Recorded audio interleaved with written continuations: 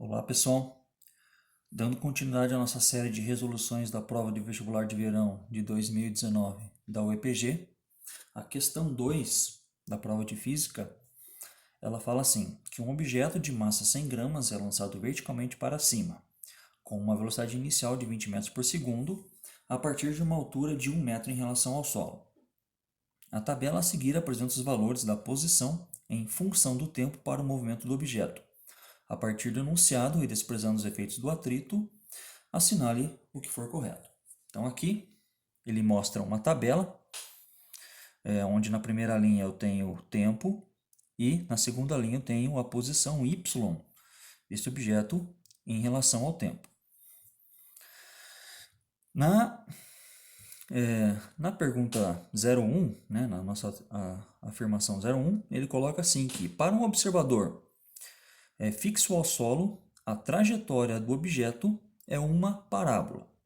Vamos lá, vamos entender o que ele está colocando para a gente. Vou fazer aqui o meu desenho, tá? O meu eixo, o meu solo, o meu referencial 0, e aqui o meu eixo y, certo? Como esse objeto não foi lançado do referencial 0, foi lançado 1 metro em relação ao solo, vamos considerar aqui a posição de lançamento. Então está aqui o nosso objeto, ele é lançado verticalmente para cima, com uma velocidade de 20 metros por segundo, e essa altura aqui, ele coloca para a gente que é 1 metro. Lembrando que, se é um movimento vertical, eu tenho a aceleração g verticalmente para baixo.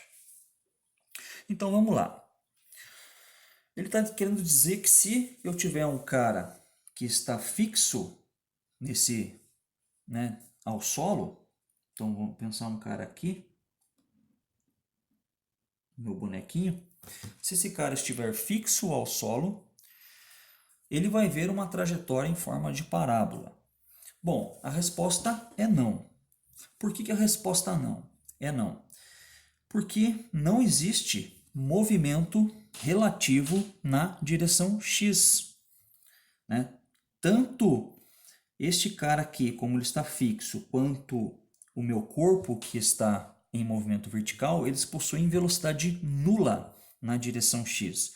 Isso significa que não existe movimento relativo entre os dois. A distância na direção x entre eles vai permanecer a mesma. Isso significa que não existe a possibilidade dele verificar uma parábola nessa situação. A única maneira é que se existisse uma velocidade na direção x relativa, ou o corpo possuísse uma velocidade na direção x, ou esse cara aqui possuísse uma velocidade na direção x. Então significa que a questão 01 ela está incorreta. Na questão 02, ele coloca assim que o módulo da velocidade com que o objeto atinge o solo é menor que 22 metros por segundo. Vamos lá.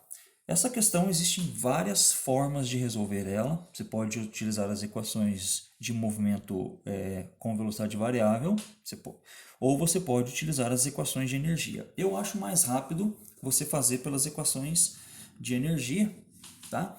Pensando que nesse ponto aqui, né, como que eu vou fazer para resolver? Eu vou primeiramente determinar qual é a altura que esse corpo vai atingir em relação ao solo. Ele foi lançado com uma velocidade de 20 metros por segundo e através dessa velocidade eu vou determinar qual é a altura que ele atingiu.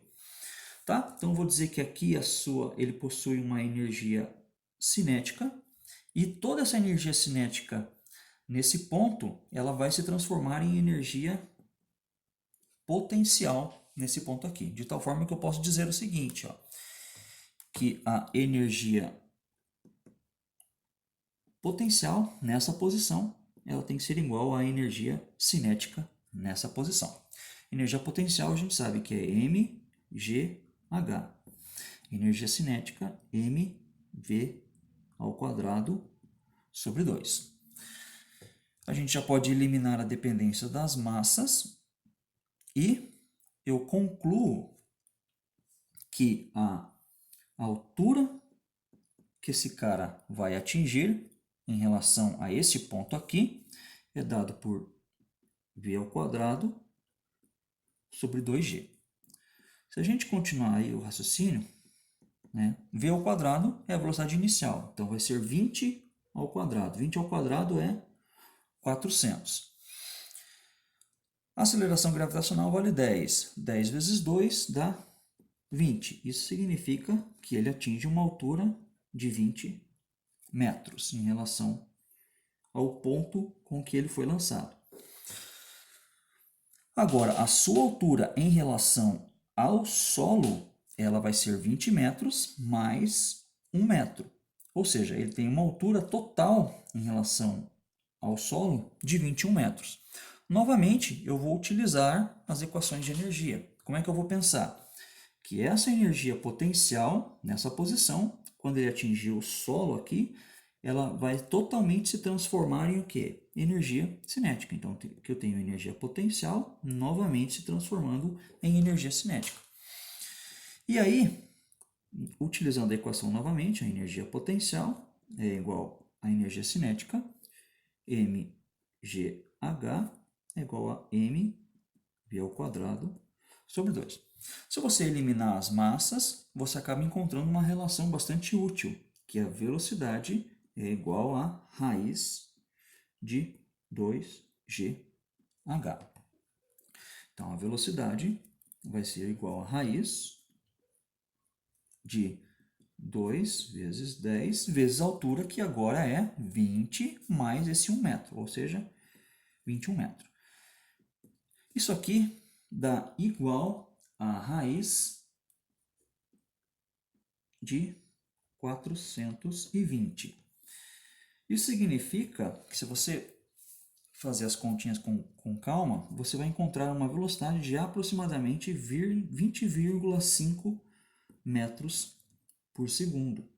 Ou seja, a velocidade realmente é menor que 22 metros por segundo. Essa questão ela é verdadeira.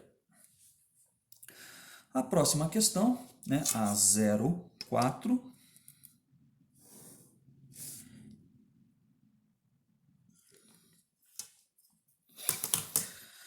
A próxima questão, 04, ele coloca assim, que o objeto atinge o solo no tempo de 5 segundos. Vamos lá. Ele saiu de 1 metro de altura, atingiu o ponto máximo, que é 21 metros, em 2 segundos. Passado mais 2 segundos, ele estava na posição de 1 metro novamente. Então, ele fez isso aqui, atingiu 21 metros em 2 segundos, passou mais 2 segundos, ele voltou para a posição de 1 metro, ou seja, o tempo de subida é igual ao tempo de descida. Ele quer saber o seguinte, será que ele vai levar 1 segundo para percorrer mais 1 metro? A gente sabe, né, intuitivamente, que a resposta é não, né? Porque se ele percorreu de 21 para 16, dá 5 metros em 1 segundo, depois aqui de 16 para 1 dá 15 metros em 1 segundo, ou seja, ele vai percorrer 1 metro num tempo muito menor que 1 segundo, tá certo? Então, você já intuitivamente poderia marcar essa resposta como incorreta, mas vamos lá fazer a conta. Como é que eu vou fazer isso? Bom, eu vou utilizar a equação V é igual a V0 mais ou menos G vezes T. Como o meu referencial aponta para cima, tá certo? Como o meu referencial aponta para cima, esta velocidade que a gente determinou nesta posição aqui, exatamente antes dele tocar o solo, é uma velocidade negativa, menos 20,5 metros por segundo. Então, se a gente utilizar esse valor aqui, ó, menos 20,5 metros, a velocidade inicial nesse ponto é zero. Como a aceleração gravitacional ela é contrária ao meu referencial, então a aceleração gravitacional leva um sinal negativo, então menos 10 vezes t. Isso significa que o tempo total de queda é aproximadamente 2,05 segundos. O tempo total de queda, 2,05. O tempo de subida dessa posição até essa, 2 segundos. Isso significa que o tempo total com que esse objeto permanece no ar é aproximadamente 4,05 segundos. Ou seja, não é 5 segundos, é menor que 5 segundos. Então, a questão 04, ela está incorreta. Na questão 08, ele coloca assim, que entre os tempos de 3 e 4 segundos, ou seja, daqui até aqui, tá? O movimento do objeto é retrógrado e acelerado. Bom, entre os tempos de 3 e 4 segundos, o que eu tenho? Olha só, eu tenho o meu referencial para cima, né? Na questão 08. Meu referencial é para cima, a minha aceleração gravitacional é para baixo e o meu objeto, entre 3 e 4 segundos, ele já está caindo. Então, ele possui o vetor velocidade dele apontando nesse sentido. Vamos lá. Vetor velocidade contrário ao referencial. Quando o vetor velocidade é contrário ao meu referencial adotado, o movimento ele é retrógrado. Quando o vetor velocidade aponta no mesmo sentido do vetor aceleração, eu tenho um movimento acelerado. Isso indica o quê? Que a questão 08, realmente, o movimento ele é retrógrado e acelerado. Na questão 16, ele coloca assim, que a altura máxima atingida pelo objeto em relação ao solo é de 22 metros. A gente já determinou essa questão, né? A gente sabe que a partir desse ponto que ele foi lançado, a altura foi de 20 metros. Como ele foi lançado a 1 metro de altura, a sua altura máxima é 21 metros. Então, significa que a somatória dessa questão é 10. Então, essa foi a questão número 2 da prova do EPG. Em breve estarei resolvendo mais questões. Se foi útil para vocês, se inscrevem e curtam o vídeo. Obrigado e até a próxima.